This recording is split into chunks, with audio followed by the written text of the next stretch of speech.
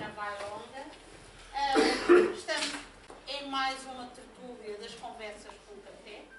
É um projeto que já tem cerca de ano e meio e que tem sido um bocadinho transversal às várias temáticas da sociedade. Já tivemos debates no âmbito da saúde, da educação, da segurança, da família, ajude-me mais, do ambiente, várias áreas transversais à sociedade. Faltava-nos aqui a parte política. A política faz parte da nossa vida, faz parte das nossas sociedades, faz parte dos países, faz parte da Europa.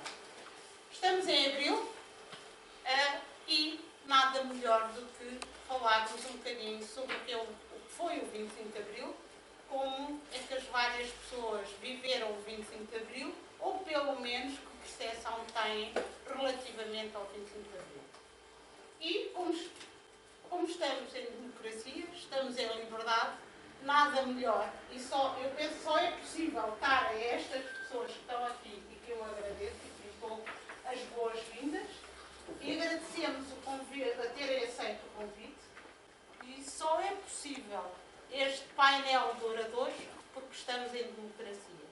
E só estamos em democracia porque realmente o 25 de Abril existiu.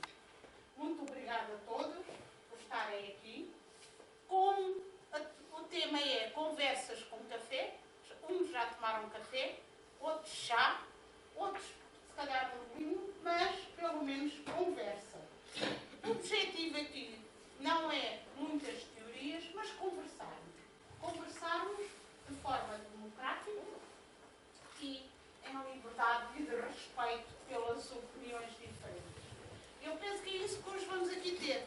Opiniões diferentes, experiências diferentes, vivências diferentes. Quem passou o 25 de Abril ou quem já nasceu depois do 25 de Abril também, mas que vamos ter esta possibilidade de ouvir as opiniões diferentes.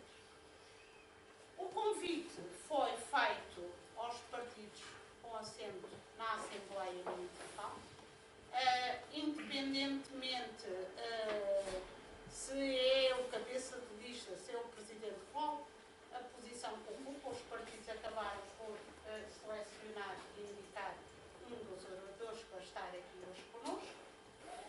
Só queria chamar aqui a atenção de uma situação e explicar porque é que estão nesta ordem. Começamos a pensar que ordem é que poderíamos aqui sugerir. Então a ordem que selecionamos, poderia ser outra, mas a ordem que foi selecionada foi pelos resultados das eleições autárquicas. Podíamos seguir outro critério, todos eram possíveis, mas foi aquele que selecionamos. E desta forma, vou começar e passar a palavra ao Dr. João Média, que aqui está connosco, e depois, seguidamente, eu vou fazer aqui só um apelo, que realmente tornem isto uma conversa, que possam interagir com a plateia, com o público, que podem conversar. O objetivo mesmo é a vossa experiência, a vossa percepção, mas também de quem está deste lado com experiências também e convivências que possam também partilhar e que possamos aqui realmente tornar estas conversas enriquecedoras para todos. Muito obrigado e dou a palavra a Muito obrigado. Cumprimento a todos. Eu esqueci-me, peço desculpa, cumprimentar a comunicação social. Muito obrigado por estarem connosco e peço desculpa realmente pelo meu lado. Obrigado. Um cumprimento a todos os colegas aqui da mesa. Estamos aqui como eleitos locais. É isso que em consonância com aquilo que foi o resultado eleitoral. Hoje não estou aqui como Presidente da Assembleia ou qualquer coisa nesse sentido, estou como um representante do PS, que sou, e como é um bocadinho nessa perspectiva que estou, e o partido me questionou se eu não gostaria de partilhar convosco. como realmente conduzir assembleias às vezes é demasiado monótono, a não ser aqui quando o Zé Miguel tem as suas tiradas que nos obriga ali a alguma reconstrução do debate, mas fora disso as assembleias são um bocado chatas, temos que reconhecer, é sempre agradável de facto participarmos num debate e conversarmos, sobretudo conversarmos sobre aquilo que é o 25 de Abril. E portanto foi com agrado que aceitei esse convite. Tanto mais que também existe uma recomendação da parte do Bloco de Esquerda, que foi aprovada na última Assembleia, que nos deveríamos envolver nas comemorações dos 40 anos do poder local autárquico, da nossa Constituição, pronto, e falarmos sobre esses aspectos. E é nesse sentido também que, de certa forma, incorporando tudo isso, que senti que deveria aqui estar e falar convosco. Não vou falar muito sobre o 25 de Abril, tanto mais que somos muitos, e isto também é o objetivo, é termos aqui uma conversa. Sobre a minha vivência no 25 de Abril, há 2 anos, quando comemorámos os 40 anos de Abril, eu no meu discurso fiz um discurso muito pessoalizado, não sei, provavelmente não se recordam, ou alguns recordar-se-ão. Era um miúdo de 8 anos, os meus pais eram imigrantes e eu estava com os meus avós, numa aldeia no concelho de Gavião. E, portanto, só me lembro de ouvir a minha avó falar de uma guerra em Lisboa, mas eu tinha um lugar seguro que era a casa dos meus avós, porque Lisboa ficava mesmo muito longe. Hoje Lisboa já não é assim tão longe, mas naquela altura ficava mesmo longe. E para um menino de 8 anos ainda muito mais longe. E onde os meus pais estavam ainda mais longe era. E a preocupação maior era que a guerra, uma guerra tem sempre mortes e vivos, e na mente de um menino de 8 anos era, se calhar nunca mais veria os meus pais. Será que aquela guerra me iria cortar de vez a ligação com os meus pais e a minha irmã, que estavam num país da Europa? Felizmente que o cenário da mente que é traçado para um miúdo de 8 anos veio a confirmar as melhores expectativas. O 25 de Abril foi uma coisa boa, os meus pais puderam regressar e puderam retomar a sua vida em Portugal e eu pude continuar a escola primária, fiz a 4ª classe já no entroncamento, na escola primária que chamávamos do Jardim da Aranha, não é? Neste momento está recuperada e que tem outra funcionalidade, mas a partir daí todo o meu percurso foi já no entroncamento. E o 25 de Abril, de facto, foi marcante para todos nós. Alguns mais, ou porque o viveram de uma forma mais intensa. Estou a ver aqui algumas pessoas, embora eu já tenha passado meio século de existência, mas que já têm mais anos do que eu e se calhar o viveram de outra forma, porque já eram pessoas com uma certa vida ativa e portanto puderam sentir e viver de outra forma. Eu vivi-o desta forma, de um miúdo de 8 anos, outros provavelmente ainda eram mais pequenos e não terão esta memória do que é Abril.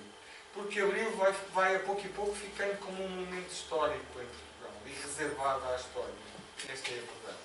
E por isso é que é importante nós recordarmos e lembrarmos Abril, o que é que aconteceu, o que é que se passou naquela noite, porque é que podemos não nos interessar muito sobre alguns aspectos que têm a ver sobre a estratégia de Abril, há quanto tempo estava a ser planeado nos quartéis, entre os capitães de Abril, tudo isso, mas concentremos-nos no resultado, naquilo que é o resultado. E obviamente que o resultado é muito bom.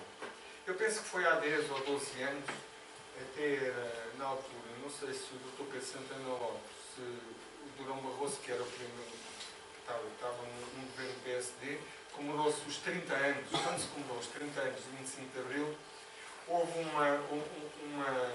um slogan muito interessante que falava, retiravam o R da Revolução e falavam em evolução.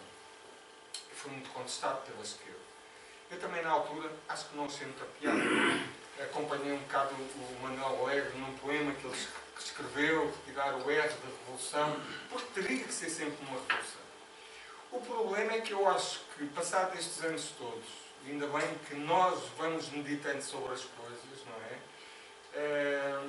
Eu dou um bocado de razão àquilo que foi dito. A nossa batalha e a nossa luta agora tem que ser outra.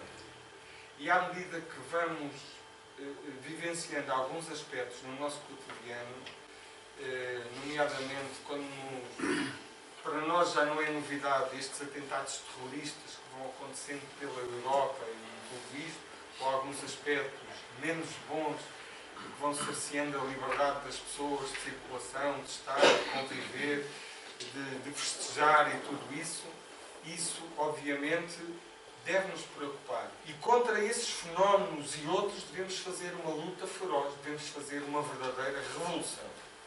Porque o 25 de Abril, essa revolução foi feita. A partir daí o que existe é uma evolução. E de facto houve evolução. Há 2 meses, a Ordem dos Advogados, temos uma revista que sai mensalmente, eu acho que foi há 2 meses que o professor Jorge Miranda, o pai da Constituição, falou sobre os 40 anos da Constituição e tudo isto, e ele dizia que o Portugal 2016 é bem diferente do Portugal de 77. E obviamente que é bem diferente. Basta sairmos à porta de casa para termos uma noção de como tudo é diferente. É diferente no país, é diferente na nossa rua, é diferente na nossa família, é diferente no nosso pensamento, é diferente a nossa educação, tudo é diferente. Porque evoluímos, porque a evolução consolidou-se.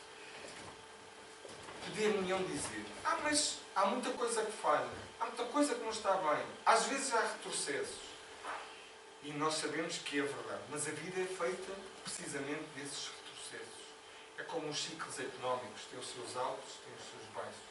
E se calhar ainda bem que isso acontece para nós, quando alguma coisa não está bem, ou quando algum direito nos é diminuído, para nós percebermos que estamos a ser prejudicados e queremos o direito por inteiro, aquilo que foi conquistado.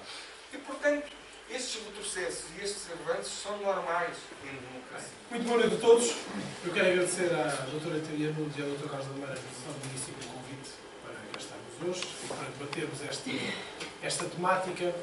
Parece que é quase repetitivo em abril termos que vir falar do 25 de Abril, falar das conquistas, falar da liberdade, falar daquilo que cada um de nós sente, porque se não falarmos disto parece que não gostamos de Abril, que não queremos Abril, que repudiamos Abril. A ideia de debatermos Abril nunca é demais, porque às vezes deixar de falar da liberdade pode nos levar a que passemos a ter menos liberdade. Porque passa a ser uma coisa tão costumeira, tão normal, tão do nosso dia-a-dia, que nos esquecemos que houve alguns que tombaram, muitos, para que o país hoje estivesse como está. E o estivesse como está não é vem a Troika, não é hoje estamos mais ou menos, hoje foram mais não sei quantos no despedimento coletivo, não é o Estado congela, não.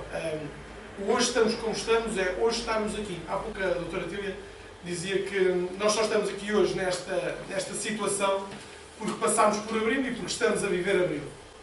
Acho que Abril, há pouco estava a ouvir o João, o João sobre o que estávamos aqui, sobre esta questão de estarmos a viver Abril, e só por nós estarmos em reunião aqui, nós estamos a viver aquilo que alguém conseguiu ter no dia 25 de Abril, naquela noite 24 para 25. E eu, hoje que sou um produto do 25 de Abril, porque não estava cá em 74, como se nota, com muita facilidade,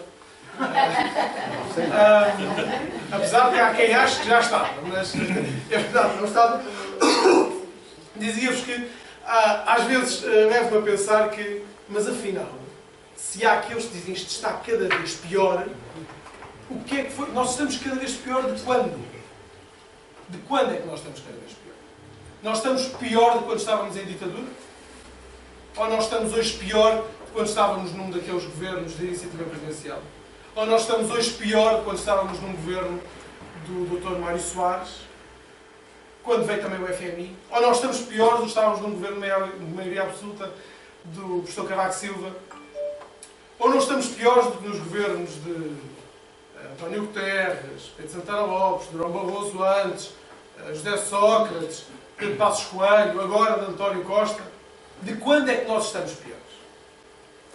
Porque nós antes havia um bocadinho aquela cultura, segundo nos dizem os livros da história, nos ensinam que era a cultura do honrado mas pobrezinho, portanto, desde que fôssemos todos pobrezinhos mas honrados, estava tudo bem.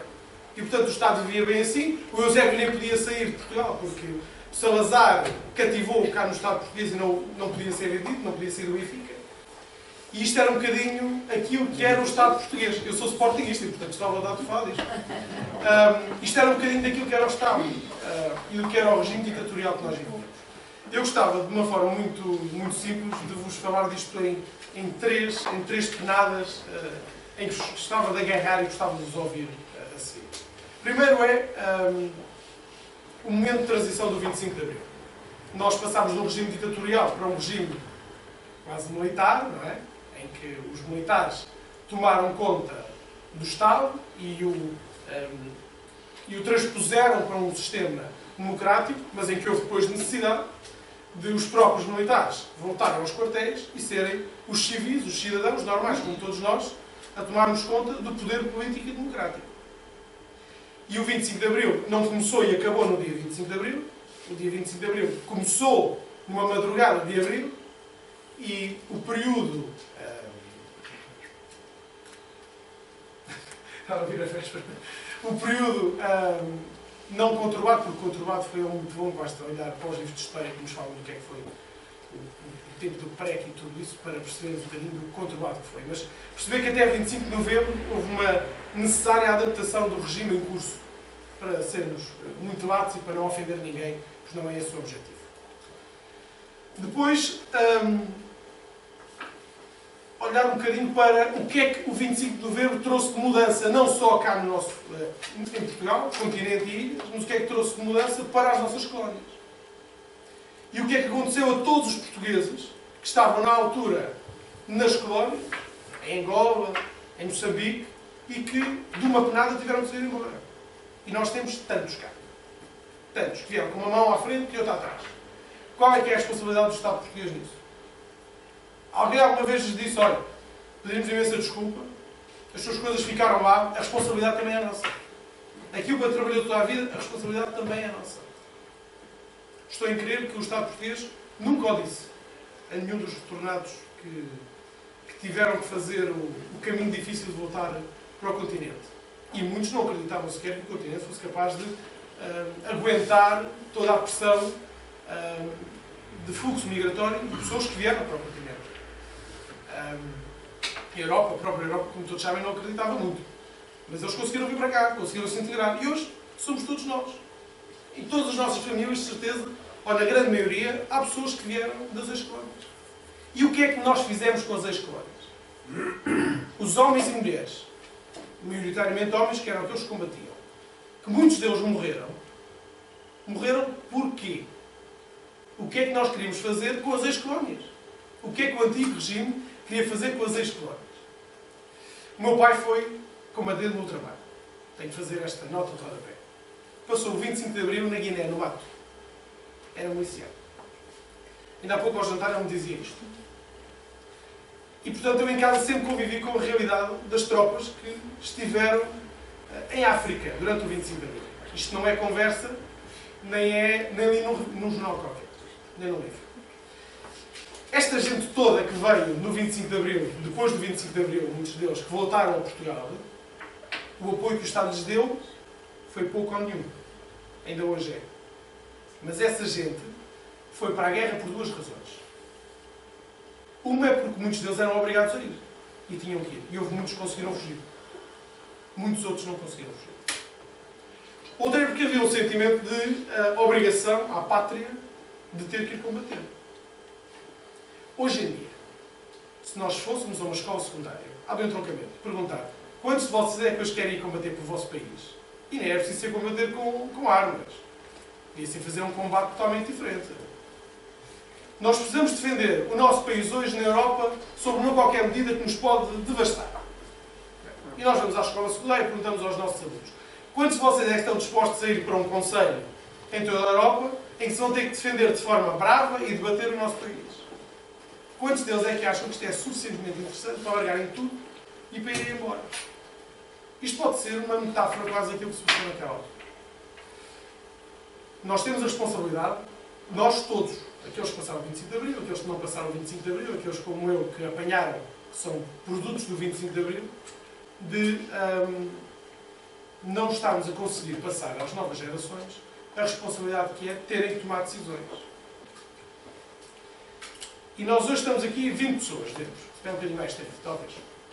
Não contei, estou ali por alto. Eu não sei se as pessoas não vêm a sessões ou não participam mais em sessões porque não querem, porque não têm interesse, porque acham que não vale a pena, porque acham que os políticos são todos uma seca e são os tipos que vivem na estratosfera, ou seja, vivem todos noutro mundo, que não é o mundo das pessoas que vivem aqui. Mas a minha casa é igual à dos meus vizinhos todos, é exatamente ao lado dos outros. Vou exatamente ao mesmo café, estou exatamente com as mesmas pessoas na rua. Portanto, há qualquer coisa aqui que está a falhar. O regime, o 25 de Abril, deu-se para alguma coisa. Mas nós não estamos a ser capazes de passar às pessoas que estão aqui connosco, que somos nós, porque é que se deu o 25 de Abril? E para que é que isso serve a alguma coisa? Como fizeram este desafio, que agradeço, esta iniciativa que acho bastante interessante. Peço desculpa que a minha voz não está muito famosa, porque há 15 dias para cá. Culpa dos políticos. Por acaso julgo que não seja. É capaz de ser minha, porque faço política também, mas não é mais da minha profissão, passo a vida a falar, portanto. Mas não é na política que eu falo muito. Não é na política que eu falo muito, falo mais na área que trabalho, que é formação. E em vez de obrigar a falar, eu não faço a minha tarefa, a minha vida. Mas quando me foi colocado este desafio de como eu vivi ou vejo o 25 de 74, eu tentei recorrer às minhas memórias, porque considero que a vivência do 25 de Abril que eu tive é fruto de toda uma vivência anterior. A minha vivência pessoal, junto dos meus amigos, da minha família, etc.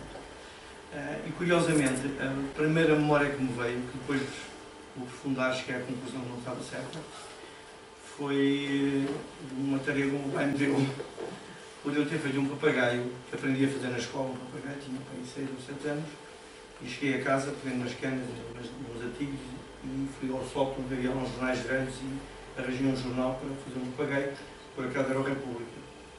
Quando ele chegou do trabalho, viu o República no ar, não gostou nada, portanto, tenho uma malha valente. Os jornais que lá viram no sótão, a maior parte deles desapareceram nessa noite, foram queimados. E portanto, foi esta a primeira imagem que tive. Apesar de facto, depois, quando apurei um pouco mais a minha memória, cheguei à conclusão que não foi esta a primeira vivência significativa que me ficou e que me fez depois, em 25 de abril de 74, olhá-lo à minha maneira. A primeira vivência foi o assalto ao Santa Maria. Eu nasci em 54, tinha 6 anos, 6 para 7 anos, e o meu pai era militante do PCP na altura, e aquilo para ele foi uma coisa vibrante. Aquela ação destemida de um conjunto de homens que fez um assalto a desafiar o Salazar e o regime ditatorial foi uma coisa extraordinária. E falava-se em casa, falava-se lá muito disso. E portanto foi, digamos, para mim, que era um miúdo, isso também foi uma coisa muito romântica, muito interessante. Eu vi uns fulanos que andavam com um barco perdido no meio do Atlântico, e foi essa a primeira vivência que tive. De facto, em 61, isso nós, enfim, eu falo 61 para a frente, porque são as memórias mais que a partir daí fui guardando.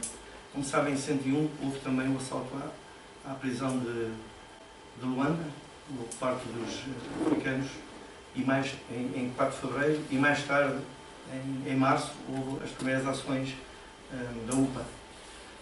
E em abril, Salazar faz a célebre frase em força para Angola. E, portanto, a partir daí começou todo um processo que envolveu toda a sociedade portuguesa, particularmente os jovens universitários, os jovens trabalhadores, que se viram obrigados a partir de uma guerra que não lhes dizia nada, uma guerra onde iam para morrer e para matar, e uma guerra que durou até 74, ou seja, de 61 a 74, 13 anos de guerra, uma guerra desgastante, e que marcou para sempre. Aliás, foi essa a própria guerra que teve a grande influência no 25 de Abril, como todos sabem. Mas eu tenho outras memórias. Eu recordo-me, o meu pai trabalhava na CP. Em 68 eu morava na zona de Sintra, mais concretamente da Mercedes, conceito de Sintra, estava no Cacém, já, enfim, um pouco mais crescido, a partir dos 10 anos. Comecei sozinho com o comboio para aquilo que era antigamente o ciclo preparatório e depois para a escola inicial. E em 68 houve uma série de lutas de trabalhadores que tiveram repercussões sobre a população da área. Eu recordo-me da greve da mal dos funcionários da Carris, que influenciou significativamente também a luta dos ferroviários, que em 68 necessitaram um pedido de abaixo-assinado, chegou a recolher mais de 10 assinaturas e que deu depois aquilo, onde havia ferroviários se lembraram disso, da luta do fumo. Ou seja, o meu pai dava com um pano preto, era o luto dos ferroviários. Queres bater? Ok. Olha, um pormenor importante que eu desconhecia, já não me lembrava desse pormenor, mas sei que ele andava com esse fumo. E, portanto, essa luta foi uma luta muito falada, e inclusivamente em 69 nós tínhamos lá um fulano que morava perto de nós, que era muito reconhecido, era um ferroviário também, e revisor, que era o Firmino Martins, tomou uma atitude extraordinária, que foi colocar-se à frente do comboio na estação do Rocinho. Ou seja, a ação dos ferroviários era no sentido de fazer greve, ou seja, parar os comboios, e a PIDE estava sempre a tentar obrigar os maquinistas a trabalhar e a fazer circular os comboios. E esse revisor que teve essa atitude foi uma atitude, na altura, muito falada e que teve também um impacto muito forte nos serviços ferroviários. Em minha casa teve um impacto muito forte porque era colega do meu pai, porque era a pessoa que visitava a casa, era conhecido, portanto, ele e outros. E para mim, nessa altura, foi uma atitude que me marcou. De 69, estamos a falar de 69, houve eleições. Aliás, não houve eleições, houve um simulacro de eleições em 69, e depois mais tarde repetido em 73, e em todo esse percurso houve um conjunto de outras ações, enfim, de memória para mim, que me deixaram também, que me fizeram ter uma visão, quando foi o 25 de Abril, provavelmente até diferente da que a maior parte dos meus amigos, comigo estudavam, tinham. Eu recordo-me que em 72 e 73, etc., em casa ouvia-se habitualmente as rádios clandestinas, a Rádio do Povo, a Rádio Portugal Livre, a Rádio Voz da Liberdade, etc.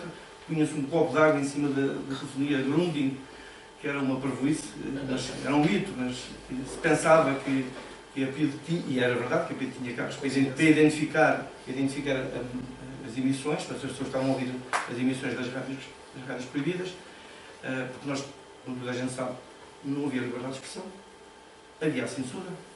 Esse é algo de bom que o 25 de Abril trouxe, é acabar com a censura, a liberdade de reunião, a liberdade de associação, a liberdade de falar, etc. Ninguém podia falar, toda a gente tinha medo. Eu recordo que em 72, em outubro de 72, morreu o David Santos, na Faculdade de Economia, era dirigente da Associação de Estudantes de Direito, e morreu em Economia, no Coliseu, hoje. E essa morte deu uma grande iniciativa dos estudantes, e eu, por acaso, tinha uma amiga, que também era filha de um ferroviário, que estudava Medicina, e que me trazia uns comunicados das associações de estudantes, da RIA, que era a Reunião Inter Associações, sobre a luta dos estudantes na altura, e que eu fazia o favor nenhum, era um gosto que fazia, distribuí-lo. Até um dia que uma senhora que eu tinha boa relação, até porque a filha dela era namorada de um amigo meu, aquilo era tudo uma família, toda a gente se conhecia, me alertou ao Luís Filipe: tu andas a servir isso, mas tu tens de ter cuidado. Todos. Permitam-me que, em primeiro lugar, agradeça esta iniciativa da Câmara. É a primeira vez que eu tenho a oportunidade de participar de uma iniciativa deste tipo. Aliás, tive a oportunidade, logo à minha chegada, de perguntar à doutora Lídia Nunes qual era o formato, a forma de se interagir.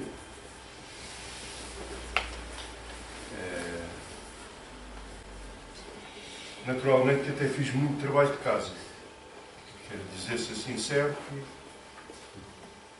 E não é pela idade que tenho, não é? Porque se há alguém aqui, enfim, tirando um ou dois que estão aqui, não sei se um ou dois, mas porventura sei dos mais velhos. Nós não. Mais novos não era, assim. Pronto, eu tinha quase 27 anos quando se deu o 25 de Abril e recordo-me muito bem desta data histórica, deste marco histórico da vida de todos nós do nosso país.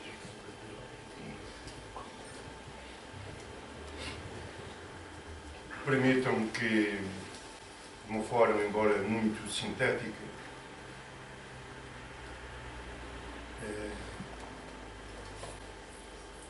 colocar a minha vivência, primeiro, enquanto lutador antifascista antes do 25 de Abril, na participação do Partido Comunista Português, na clandestinidade, onde participei em largas reuniões do meu partido, onde fui interceptado 2 vezes pela PIDE, onde prestei declarações, uma das quais não vos quero dizer como e de que forma, mas tudo se passou, enfim, e isto não é para contar, é para ter sido vivido. Então, porquê é que aconteceria o 25 de Abril? Seria só por causa dos militares, da guerra, enfim, que travávamos de uma forma injusta, diria eu, com os povos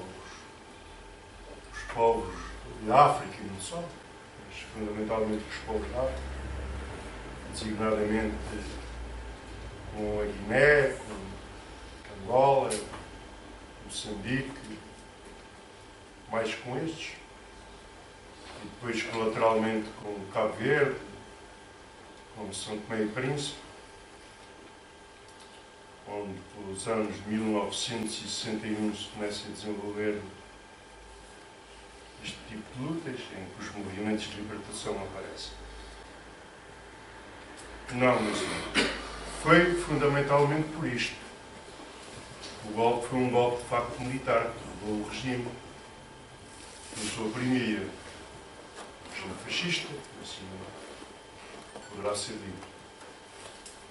Foi também por largas camadas, larguíssimas camadas da nossa população, começarem a sentir na pele, digamos, o cerceamento das liberdades. E a liberdade foi um termo que foi aqui muito aplicado já por meus companheiros de painel, que é porventura a palavra mais importante. Eu creio que sim, a liberdade é algo muito importante. Mas dizia eu que foi, tendo em conta a consciência dos militares, nomeadamente os milicianos, pessoas que vinham das nossas universidades, que alguns até terminavam mais tarde, lembram-me dos cursos de medicina e outros, a ver se a guerra terminava em África, a ver se não iam e tal, só quando acabavam os cursos e tal.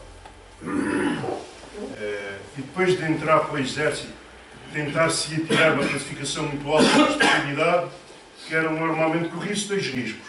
Ou não era mobilizado porque tinha ficado bem classificado, ou a ser mobilizado. Seria dos últimos a ser mobilizado a ir. E em vez de andar lá há 2 ou 3 anos, alguns andavam lá 5 anos. Porque tinham 2 anos ou 2 anos e tal cá, e ao fim desses 2 anos e tal cá, eram mobilizados.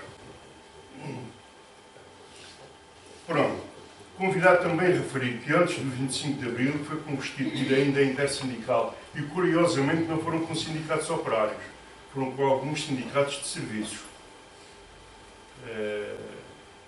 Estou-me a lembrar dos bancários, estou-me a lembrar horário dos cacheiros, entre outros. Escritório, alguns serviços.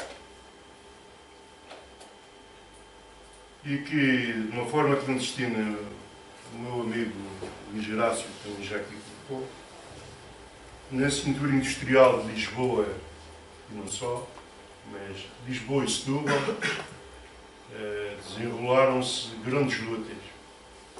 Nos anos 69, 70, 71, 72, 73. Ao nível da Lisnave, da Setnave, da CUF, etc. Da Surefam,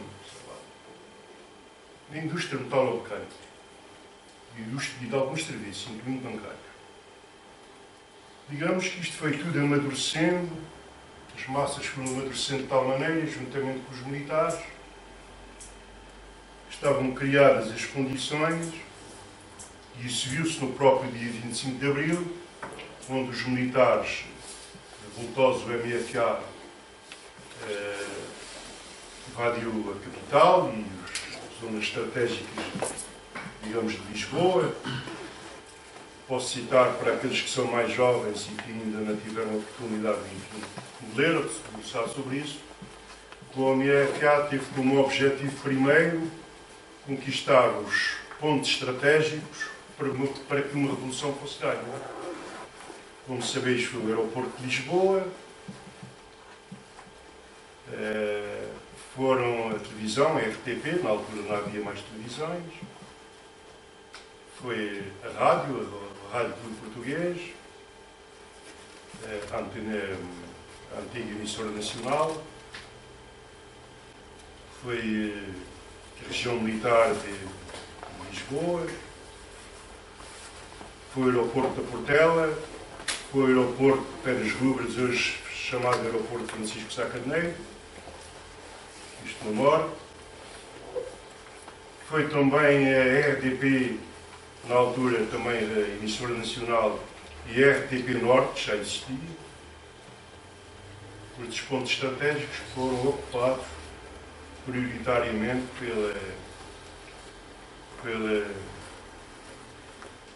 pelos militares da Revolução. Lembro-me como se fosse hoje. Há coisas da sua natureza, pelo empenhamento, esteve nesta situação que jamais esquecerei. E uma das forças decisivas que todos vós já falaram foi, por exemplo, do capitão Salgueiro. Mas quero agradecer à vereadora Tília e a todo o Executivo Municipal pelo convite. E como é que eu vejo o 25 de Abril? Permitam-me que faça um pouco algo que nunca comecei a explicar com quase ninguém, mas como estamos aqui 30 e qualquer coisa as pessoas, eu vou compartilhar um pouco convosco porque é que eu vim para a política. Há aqui algumas pessoas que eu me habituei a conviver em outros fóruns. Vejo Martim Jorge, o professor Henrique Leal, Manuel Gonçalves e aqui o próprio Mário. Noutros fóruns, e completamente aliados do fórum que eu estou hoje, na ligação política que eu tenho hoje.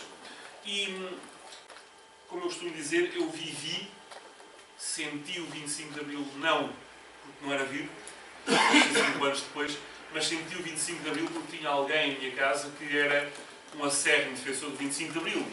Quem conhece a minha família sabe que a minha família era uma família acérrima defensora dos ideais de Abril. Não é que eu não o seja, mas que pessoas que viveram muito. O meu avô participou ativamente no Partido Comunista na clandestinidade, foi sindicalista, a minha mãe também, e eu vivi o romantismo do 25 de Abril.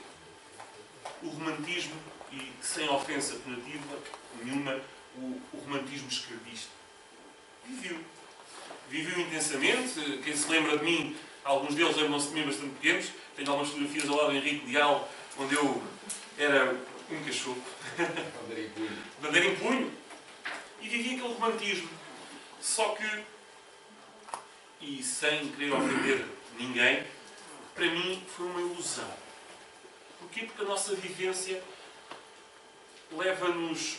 Nós, quando somos crianças, acreditamos, e no último fórum que aqui tivemos, e que eu tive presente, falámos acerca disso, Os nossos pais são tudo para nós. A nossa família é tudo. São os heróis.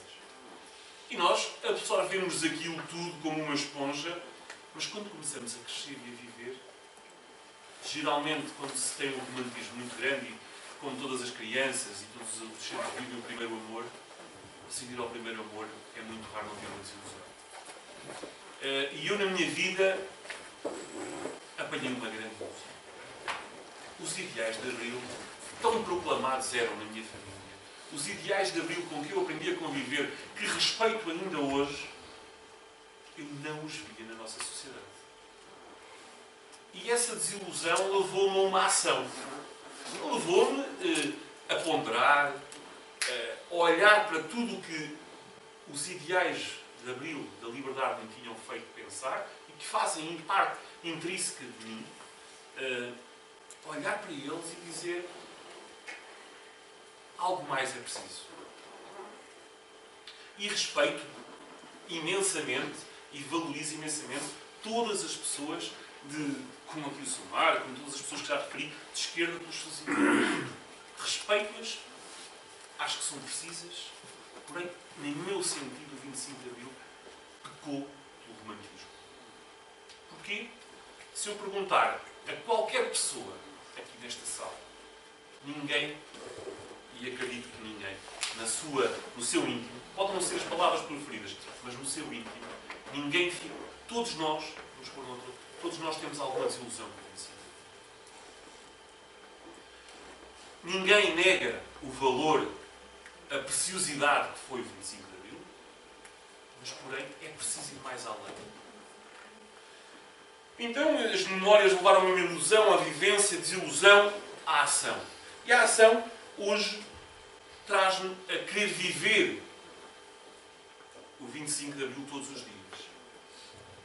Como regando o cravo que foi posto não sei o termo técnico, mas no cano da espingarda. Porque é o símbolo da nossa democracia, foi o cravo. Eu pergunto-me se na Revolução do 25 de Abril não tivesse havido cravos, e ao contrário daquele pequeno tiroteio que muitas vezes não se quer repetir, que houve, mas se ao contrário daquele tiroteio que tivesse sido uma guerra, se tivesse havido bastante sangue, porque sangue houve, mas se tivesse havido bastante sangue, será que a nossa democracia seria o que era hoje? Nós temos que saudar o povo. Mas será que foi, e eu que faço política, me pergunto, será que se tivesse sido uma revolução sangrenta, nós hoje não respeitaríamos mais os ideais das pessoas que votaram no 25 de Abril e não teríamos feito uma revolução, passo a dizer, e sem desprimor à revolução do 25 de Abril, mas não teria sido uma revolução que hoje teríamos um respeito diferente e que saberíamos que o povo não merece apenas palavras, mas merece ações? Não estou aqui a fazer a apologia que a revolução devia ter tido sangue. Pelo contrário, tenho orgulho, e quando estou no estrangeiro, tenho orgulho de dizer que nós fizemos uma revolução com cravos. Mas, porém, questiono porque isto é uma conversa, questiono cada um de vocês, e há uma coisa que eu gosto, aprendi na minha vida, que é fazer pensar os outros. Os professores, acho que deviam fazer pensar mais os alunos. Olha para desculpa, mas acho que devíamos fazer todos pensar um pouco mais os alunos. Eu não sou professor, mas deveríamos. Porquê? Para que nós pudéssemos meditar e pudéssemos chegar às nossas próprias conclusões. Largar os idealismos e os romantismos e começar a viver uma vida. Para isso para mim é o 25 de Abril. Eu trazia aqui alguns tópicos que já estão completamente arreglados, que todos nós são transversais. Mas eu quero suscitar em cada um de vocês, não vos quero abalar as vossas convicções políticas, porque, infelizmente, 90% das pessoas que aqui estão são políticas ou fazem política, mas gostaria de vos pôr a pensar nesta noite. E gostaria de ver isso refletido. Será que o 25 de Abril não foi uma oportunidade que todos nós tivemos, os nossos antepassados tiveram, mas que a perdemos porque agarrámos nela, alguns querendo ser só nossa? Agarrámos nelas como um punhado de areia, mas deixámos-a fugir entre as nossas mãos. Não, eu estou a querer fazer pensar. Estou a querer fazer pensar. Há algumas coisas que nós acreditamos que eu acredito que o 25 de Abril trouxeram, mas que não foram valorizadas pela geração de políticos que tivemos a seguir.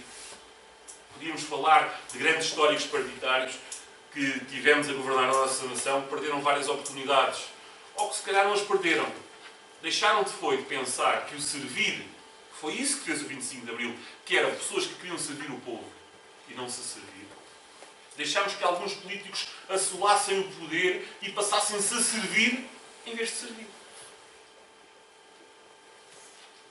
E é isto que nos deve fazer pensar.